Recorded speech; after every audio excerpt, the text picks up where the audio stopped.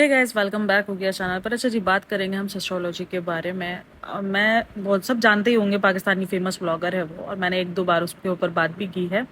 लेकिन आज का जो टॉपिक है ना, वो थोड़ा सा हटके। इसके दो तीन ब्लॉग्स, वैसे तो सारे ही ब्लॉग प्रॉब्लमेटिक होते हैं, लेकिन ये जो दो तीन ब्लॉग लास्ट के इसके आए हैं ना, बहुत ज़्यादा अजीब हैं, बहुत ज़्यादा अजीब। मतलब कि आप डेली ब्लॉगिंग, आप एक इन्फ्लुएंसर होके ये जो चीज़ें आप प्रमोट कर रहे हो, क्या ये सही है? मतलब आप प्रैंक के नाम पे कुछ भी दिखा दोगे तो सब सही चलेगा? मतलब प्रैंक के नाम पर आप ऑडियंस को सीधे तरीके से बेवकूफ़ बना रहे हो। एकरा हंसती हुई नज़र आ रही है, सबको पता है कि प्रैंक जो है स्क्रिप्टेड था, सबको नज़र आ गया, लेकिन आप लोग ऐसा शो करते हो जैसे बहुत अच्छे प्रैंक्स आप कर रहे हो, आप प्रैंकस्टर हो।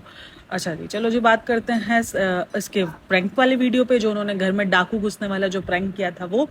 देन उसके बाद हम बात करेंगे इसकी अम्मी के बारे में। यानी अगर आप 3 व्लॉग पीछे जाओ ना, कि मैं अम्मी को अपने घर लेकर आ गई, फिर इसके बाद का व्लॉग है प्रिंसेस ट्रीटमेंट अम्मी की, तो हम उस पर बात करेंगे कि 5 बेटियां एक घर के अंदर पाई जाती हैं। उस घर की माँ इतनी उदास होती है कि वो रो पड़ती है। ऐसा लग रहा था जब आप वो व्लॉग स्टार्ट होता है, वो इतना रोई हुई होती हैं जैसे कि उन्होंने बहुत, जैसे उनकी कोई लड़ाई वड़ाई हुई है और वो बहुत रोई हुई। और उस घर में 4 बेटियां मौजूद थी, उन 4 बेटियों में से किसी भी बेटी को पता ही नहीं था कि उनकी माँ जो है वो रो रही है। ये सोशल मीडिया ने हाल करके रखा है कि एक ही घर में रहते हुए, ऊपर नीचे कोई ज़्यादा नहीं है कि कोई बहुत बड़ा घर है, कोई 1000 गज का बंगला है जिसमें अलग कोने कोने में घर हैं, कमरे हैं, कि आपको पता ही ना चले। एक ही घर है, वहां पर माँ किचन में एक उजड़ी हुई हालत में बैठी हुई, और उनमें से किसी भी बेटी को नजर नहीं पड़ती उनकी माँ पर कि उसकी माँ क्यों ऐसे बैठी हुई है। मतलब सोशल मीडिया में इतना गर्क हो गए हैं। जब वो गई है ना एकरा, तब सारी बेटियां जो है वो उसकी तैयार हो रही थी, कोई मेकअप कर रहा है, कोई टेंट लगा रहा है, कोई मोबाइल के अंदर बैठे, यानी किसी को होश ही नहीं है कि उनकी माँ बाहर एक डिप्रेशन के उसमें बैठी हुई है, एक अजीब रोने वाली सूरत में बैठी हुई है, उसको तकलीफ हो रही है, वो बीमार है, उसको डॉक्टर्स के पास जाना है। और क्या मतलब कि, और इन माँ बापों के मुताबिक इनकी बेटियां इनके लिए फ़ख्र का बाइस हैं। इन्होंने अपनी बेटियों को अपना कंधा बनाया है, ये बनाया, और बहुत फ़ख्र से बताते हैं, जो उसका बाप है वो बहुत फ़ख्र से बताता है कि मेरी बेटी ने बहुत मेहनतें की हैं, मेरी बेटियां इन मकामों पर पहुंची हैं, मुझे बेटा होने की ना होने की फील देती हैं कि मेरे पास बेटा नहीं है तो मेरे पास कोई कमी नहीं है। यानी कि मेरे पास 5 बेटियां हैं, लेकिन वो 5 बेटियां मेरा कंधा बनी हुई है। मैं बोलती हूँ ऐसे कंधे पे थू है भाई, लानत ऐसे कंधे पे कि एक माँ इस हालत में पड़ी हुई है, और एक चारों पांचों बेटियों को, चलो वो बेटी तो चलो शादीशुदा है, लेकिन इन चारों बेटियों को होश ही नहीं था कि इनकी माँ इस हालत में। जब वो बड़ी बहन आती है तो उन सबको निकालती है रूम से बाहर, और वो सब कोई ऐसा नहीं कि कोई काम कर रही थी, कोई पढ़ाई कर रही थी, कोई एक मेकअप कर रहा था, कोई एक सोशल मीडिया का इन्फ्लुएंसर बना बैठा था, मोबाइल यूज़ कर रहा था, वो जो है वो तो मॉडल बनी बैठी हुई थी। सारी की सारी बहनें तैयार थी। एक बहन जो वो फिल्म नहीं देखने के लिए जा रही थी उस दिन, मैं और तुम वाला जो ड्रामे हमारा सिनेमा में लगा था ना, इसकी लास्ट किस, तो वो देखने के लिए जा रही। मतलब भाई सही है, मतलब ये कमाया है। आप लोगों को शायद फील नहीं होता कि सोशल मीडिया से ये कमाया है। जो बोलते हैं ना कि सोशल मीडिया कामयाबी का राज है, बिल्कुल कामयाबी तो मिल गई, पैसा भी मिल गया, भरपूर पैसा मिल गया। मतलब आप सोच लो, अंधा पैसा आना शुरू हो गया, हर हर चैनल से पैसा लाखों में आ रहा है। पर क्या बचा रिश्तों के अंदर? एक माँ को तन्हा 5 बेटियां, मतलब बेटियां तो ये कहते हैं कि आपके पास अगर एक भी बेटी हो ना, तो वो आपके 10 बेटों के बराबर है। एक बेटी आपके 10 बेटों के बराबर है, क्योंकि बेटी से ज्यादा दुख आपका कोई नहीं समझ सकता। और खास करके एक माँ के लिए, बाप से तो उसकी बॉन्डिंग होती ही होती है बेटी की, लेकिन एक माँ से तो उसकी बॉन्डिंग एक अलग ही होती है। मतलब कि माँ तो भाई उसके लिए सबसे बढ़कर होती है ना, सही है। एक बेटी अपनी माँ का दुख ना समझ पाए, अपनी माँ की तकलीफ ना दे पाए, तो क्या जी लिया भाई? तुम्हारे पास तो 5 बेटी है। वो आती है, वो सबको कमरे से बाहर निकालती है, वो सबको बताती है कि माँ की, तब भी सब अपनी अपनी मस्तियों में लगी होती है। किसी के चेहरे पे कोई बल नहीं कि कोई माँ को देख लें, कोई कर लें कि माँ को क्या हुआ है, माँ को टाटा कर रही है, बाय बाय कर रही है कि जाओ। अरे भाई, वो माँ किस हाल में, उसको तो देखो, देखो तो सही वो है क्या, उसकी तकलीफ में क्या।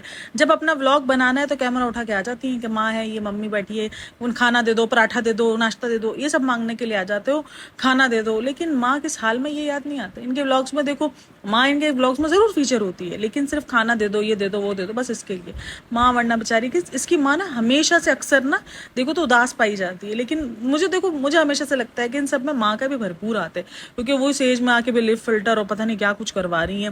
लेकिन एक इमोशनली सपोर्ट आपको किसी से भी नहीं है। हस्बैंड भी मज़े से बैठे हुए हैं, डॉक्टर हैं, हालांकि हस्बैंड भी, पता नहीं वो किस चीज़ का डॉक्टर है, वो मुझे नहीं पता, लेकिन वो भी डॉक्टर है, बड़ी बेटी भी डॉक्टर हैं, दोनों डॉक्टर्स हैं।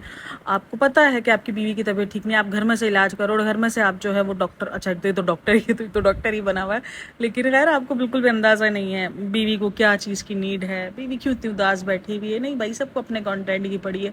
तो ये सोशल मीडिया है जो आपको ऐसे नुकसान पहुंचाता है, और भाई कोई बोलने वाला नहीं है, मतलब कोई पूछने वाला सवाल नहीं है। और नीचे कमेंट्स देखो तो आप अपनी माँ का कितना ख्याल रखती हो, आपकी बहनें कितनी अच्छी हैं। अरे बाबा, क्या मतलब जो लोग इनको देख रहे हैं वो क्या अंधे बन के देख रहे हैं? मतलब मुझे, जो कि मैं इनको रेगुलर फॉलो नहीं करती हूँ, फिर भी मुझे वो व्लॉग के अंदर नजर आ गया कि उनको माँ की इतनी सी भी नहीं पड़ी है, सारी अलग अलग तैयार होकर कमरे में से बाहर आ रही हैं, सब अलग अलग स्टाइल दिखा रही है, सब इन्फ्लुएंसर बनी हुई है, सब इंस्टाग्राम की रीलें बना रही है, किसी को कोई पड़ी नहीं है। वो तो सनमा जा रही है भाई, दूसरी वाली जो फातिमा है, वो जो बनी हुई होती है, जो सबको रोस्ट कर रही होती है बैठ के, तो वो भाई साहब जी वो तो जा रही हैं अपना सिनेमा में मूवी देखने के लिए, ड्रामे के एंड किस देखने के लिए। उसको तो फर्क ही नहीं पड़ता है कि माँ जी ये जो है, कोई फर्क ही नहीं पड़ता भाई माँ से। खैर बहुत अजीब है, और ये क्या सिखा रहे हैं। और मैं एक लड़की को देख रही थी, इनकी ना कुछ इन्फ्लुएंसर अभी हाल में ना कुछ सपोर्टर और इनकी कुछ लड़ाई हुई थी ना, मतलब अरीब ने ना जो इनको एक्सपोज किया था, उसमें एक लड़की थी, उसको भी एक्सपोज किया था कि वो पहले आती है हमारे पास अरीब का बन के कि मैं उसको बहन बनाता हूँ, मैं उसको शॉर्ट आउट देता हूँ,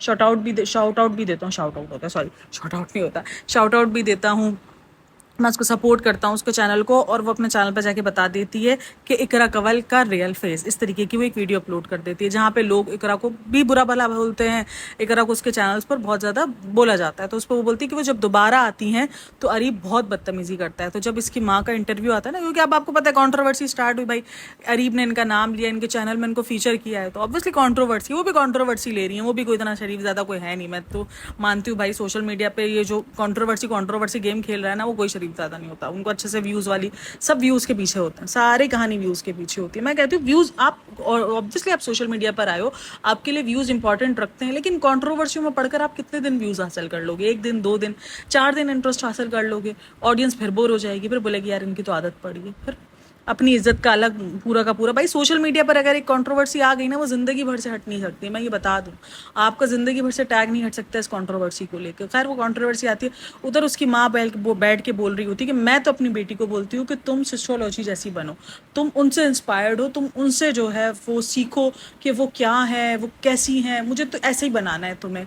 माँ जी आपको ऐसा बनाना है कि वो अपनी माँ की कदर तक नहीं करती? अगर आपको ऐसा चाहिए तो फिर आप सही डिगर पर जा रही हैं। फिर कल को जब बच्चे आपको ना पूछे और उठा के फेंक दो, तो फिर शिकायत का हक वैसा बनता नहीं है, क्योंकि आपने खुद उनको कहा है कि आप सिस्ट्रोलॉजी जैसी बनो, उन बहनों जैसी बनो।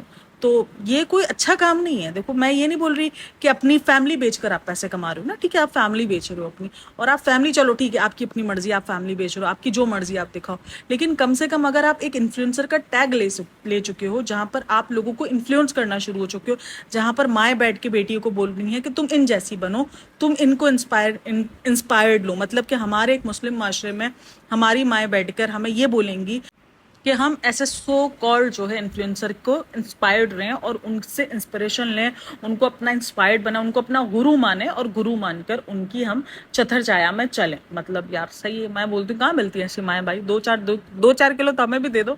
हमारी माएँ ने तो हमें ऐसे चिथर मारने ना, इधर लगा लगा के लगाने थे ना, कभी अगर हम बोल भी दें कि हमें कोई एक्टर बनना है या हमारा कोई इंडस्ट्री में, माएँ तो छोड़ो, अब्बा ने बहुत चौथर मारनी है। मैं बोलती हूँ ऐसे सपोर्टिव माँ बाप किधर मिलते हैं? खैर वो सपोर्टिव नहीं होते, उनको हमारी जबान में तो बगैरत ही कहा जाता है, जिनको कोई फर्क नहीं पड़ता कि उनकी बेटी क्या काम, अच्छा वो मेहनत का नाम देते हैं उनकी बेटी। जो खास करके इकरा की एक वीडियो वायरल होती है जहां पर वो एक 2 नंबर लड़की का किरदार अदा कर रही थी, मैं कोई झूठ नहीं बोल रही हूँ, आप जाके नेट पर सर्च कर सकते हो, इसने ड्रामा किया था जिसमें वो एक 2 नंबर लड़की का किरदार अदा कर रही है, वहां पर वो सिगरेट पी रही है, वहां पर उसका बैग की जो डोरी है वो खोली जा रही है, और ये सब कुछ किया जा रहा है, और इस पर उसके बाप को ये मेहनत नजर आ रही है। भाई शाबाश है, ये मेहनत है। मैं ये नहीं बोल रही कि वो वाकई वो 2 नंबर काम कर रही थी, लेकिन जो उसमें एक्ट किया गया वो कोई अच्छा एक्ट नहीं किया गया था भाई, कोई अच्छा एक्ट नहीं किया गया था। और उसके बाद आ जाते हैं रोस्टर्स बनकर, ओ सॉरी हेटर्स को जवाब देने के लिए कि ये तो हेटर्स, मतलब अगर कोई रियलिटी चेक दे देता है इनको तो वो हेटर्स है इनका। अगर हम आपके ब्लाइंड फॉलोवर फॉलोवर्स होकर आपकी चीज़ों को नहीं देख रहे हैं। हमें आपका हंसता हुआ चेहरा नजर आ गया। ये जो प्रैंक वीडियो थी जिसमें डाकू घुस आए थे, अगर आप उसमें देखो, जब वो डाकू घुस आते हैं, जब अरीब बोल रहा होता है कि जो चाहिए ले लो, कैश कौन रखता है, तब जब वो आके बैठती है अपना इतने आराम से चल के, सबसे पहले तो इतनी आराम से चल के आता कौन है जिसके घर में डाकू, उसके तो हवास भागता हो जाते हैं भाई, उसके तो सर पे बम फड़ जाता है, ऐसे हाल होते हैं। वो इतनी आराम से चल के मॉडल बन के जो है वो इकरा साहिबा आके बैठ जाती है सोफे पर और भतीजे को ले लेती। अरे तुम लोगों को ये भी फर्क नहीं पड़ा कि वो छोटा सा बच्चा डर के रो रहा है? ये भी फर्क नहीं, मतलब इतना कंटेंट के पीछे अंधे हो चुके हो कि उस बच्चे के जहन पर क्या असर पड़ेगा। क्या आप यूट्यूब पे चीजें दिखा रहे हो कि देखो ऐसे होता है, ऐसे नहीं, ये भी सिखा रहे हो ना भाई, यहाँ पर बैठ के सब कुछ सिखा रहे हो आप। व्यूज के लिए आप लोग कुछ भी कर सकते हो। वो बच्चा लिटरली डर के सहम के रोना शुरू हो गया था। उसके हाथ में छोटी बच्ची थी, वो जो भाभी बैठी हुई थी। कोई हादसा क्या वहां पर पेश नहीं आ सकता था? वो बच्चा इतना छोटा सा बच्चा है, उसके दिमाग पर कोई भी असर पड़ सकता था। पता है, बच्चे ऐसे वाकयात देखकर बहुत डर से हम भी जाते हैं, फिर कहते हैं कि हमारे बच्चों को नजर लग गई है। ओके भाई, डरा सहमा तो तुम खुद रहे हो। उनके जहन पर असर, बचपन की कुछ चोटें ना कभी कभार बच्चों के जहनों पर असर भी कर जाती हैं, और ये बहुत भयंकर चीज थी। तुम्हारे लिए तो ये मजाक था, तुम तो प्रैंक कर रहे थे, जबकि तुम्हारी बीवी को, हर किसी को पता था वो प्रैंक थे, लेकिन उस छोटे बच्चे को नहीं पता था कि ये प्रैंक चल रहा है। वो लिटरली डर गया था और वो रोना शुरू हो गया था। वो चिपक्का किस तरीके से आपने उसको देखा है, वो किस तरीके से डरा सहमा। यार हम तो, अगर हमारे बच्चे कभी रियल में भी किसी चीज से डर जाते हैं तो हम जो है वो कांप जाते हैं, और ये प्रैंक कर रहे थे। मतलब प्रैंक इनको ज्यादा इंपॉर्टेंट लगा बनिस्बत उसके कि वो बच्चा इतना खौफ से रोना शुरू हो गया। सबसे ज्यादा जो प्रॉब्लमेटिक चीज लगी वो मुझे वही लगी, जो बच्चा रोया ना। अरे भाई, तुम प्रैंक कर रहे थे, करो, तुम प्रैंक के चक्करों में अपने घर लुटवा दो, तुम्हें जो करना है तुम करो, लेकिन कम से कम तुम उन छोटे बच्चे को तो देखो जो बहुत छोटा है, बहुत छोटा है, उसकी बहुत अर्ली एज है, और तुम उसको इस तरीके के चीजें दिखा रहे हो। इस तरीके से तुम उनको ऐसे कहते हैं ना कि आप एक तरीके से उनको मेंटली टॉर्चर दे रहे हो। ये सब सही है? ये सब क्या राइट है? मतलब समझ नहीं आता। और जब इनको ये रियलिटी चेक दो तो इनको हेटर्स लगता है। अरे भाई, तुम बच्चों के साथ, ये सब कुछ चाइल्ड अब्यूज में आता है, लिटरली ये सब कुछ चाइल्ड अब्यूज में आता है कि अपने बच्चों को इस तरीके से डराना। ये तो मैं सोचती हूँ कि ये तो अमेरिका वगैरह में रहता, वरना तो पुलिस वाकई इनको पकड़ के ले जाती, बोलती आ जाओ, चलो तुम्हारे साथ रियल वाला प्रैंक करते, आ जाओ, चलो शाबाश। फिर ये प्रैंक होता, फिर इनका मोय मोय होता सही से। मतलब हमें साफ पता चल गया था जिस तरीके से वो बंदी आके इकरा कंवल बैठी। मतलब इतना शांत माहौल में आके कौन बैठता है? जिसके घर के अंदर डाकू घुस आए हो, जिनके हाथ में गन हो, और वो गन भी वो छुपा के उन्होंने रखी हुई है, जबकि अच्छे से पता है कि छुपा के रखता वही है, क्योंकि यूट्यूब के उसमें आ जाती ना, अगर मतलब कि कैमरे में शूट हो जाती तो वीडियो के अंदर ना मसला हो जाता, क्योंकि यूट्यूब अलाउ नहीं करता है ना ये सब कुछ शो करना।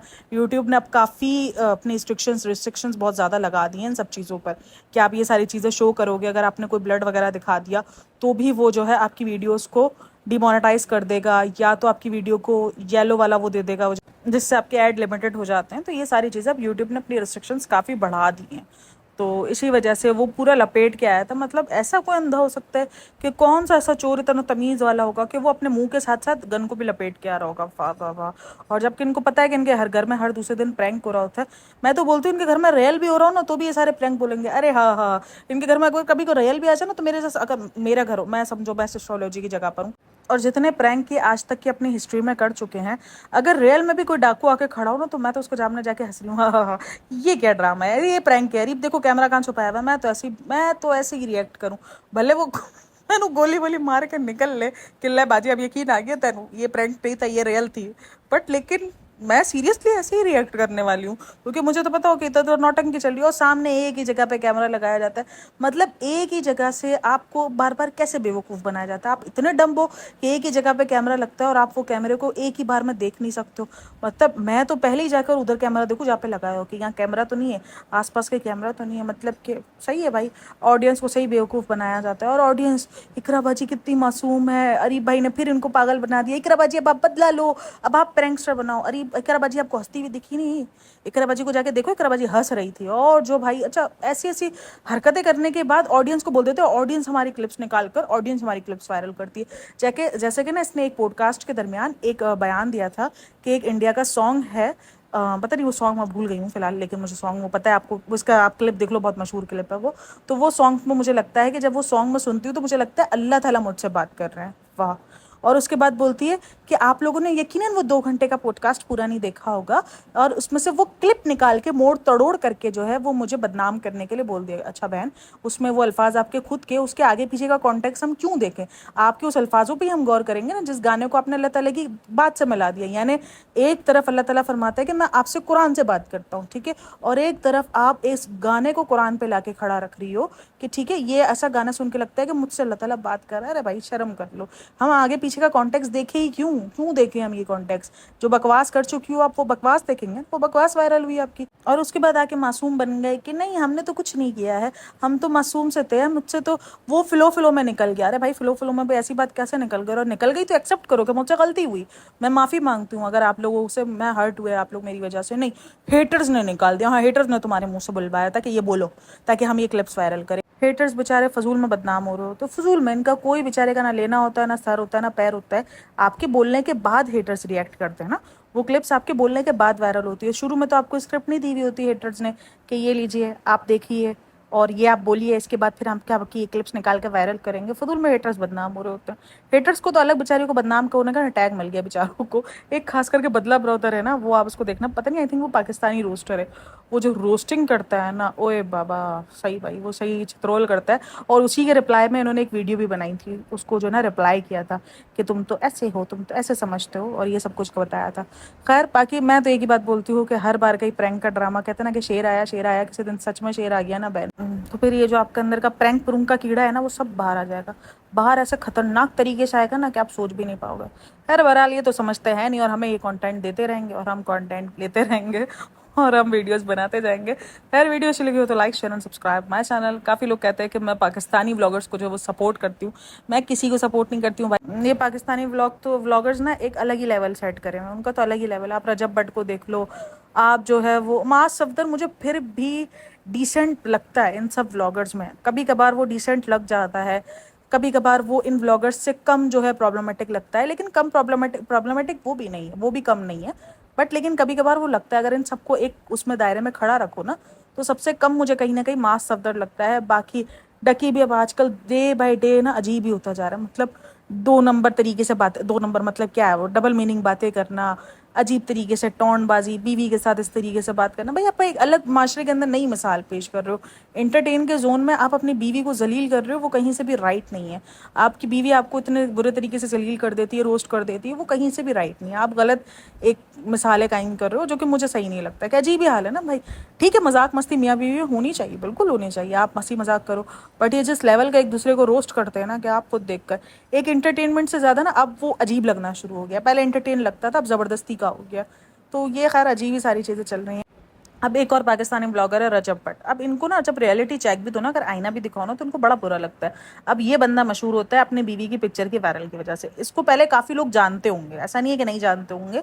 जैसे एक अच्छा मतलब लाखों में फॉलोवर्स वगैरह उसके थे और एक अच्छा था, काफ़ी लोग जानते होंगे। भाई मैं तो नहीं जानती, मैं तो ऐसे व्लॉगर्स को ना कोई बहुत उसके बाद ही जानना शुरू होती है, जैसे कोई कॉन्ट्रोवर्सी होती है ना तभी मेरे सामने वो आ जाता है, क्योंकि वो कॉन्ट्रोवर्सी आपको शो हो रही होती है। तो रजब भट्ट की बीवी की तस्वीर जो है वो वायरल हो जाती है उसके निकाह की, जो कि उसने छुपाई होती है और वो कहीं से किसी रिश्तेदार को वायरल शायरल कर देता है, तो उसके बाद वो बहुत फेमस हो जाता है। अचानक ही दौर उठा है ना रजब भट्ट का। और उसके बाद जब उसको बोला जाता है कि तुम अपनी बीवी के पिक्चर्स की वजह से वायरल हुए, तो वो बोलता है नहीं मैंने मेहनत की है। अच्छा भाई सही है, मेहनत है, अभी क्या बोल सकते हैं हम। ठीक है करिए होगी मेहनत भाई, वो मेहनत तो हमको नहीं दिखी, हमको तो तुम्हारी बीवी की पिक्चर वायरल हुई तो ही तुम्हारी मेहनत हम खुश हुई, वरना तो नजर नहीं आ रही थी। खैर वीडियो अच्छी लगी हो तो like share and subscribe my channel. अपने लाजमी देना आप लोग कि आप लोगों की क्या राय है इन सब के बारे में, और क्या ऐसी पॉडकास्ट है आप और देखना चाहते हैं जो कि पाकिस्तानी व्लॉगर्स के ऊपर हो, तो मैं उनको फॉलो करूँ और मैं ये दर्द सर झेलूँ। तो कमेंट लाजमी करना। Thanks for listening watching, take care, bye bye, अल्लाह हाफिज़।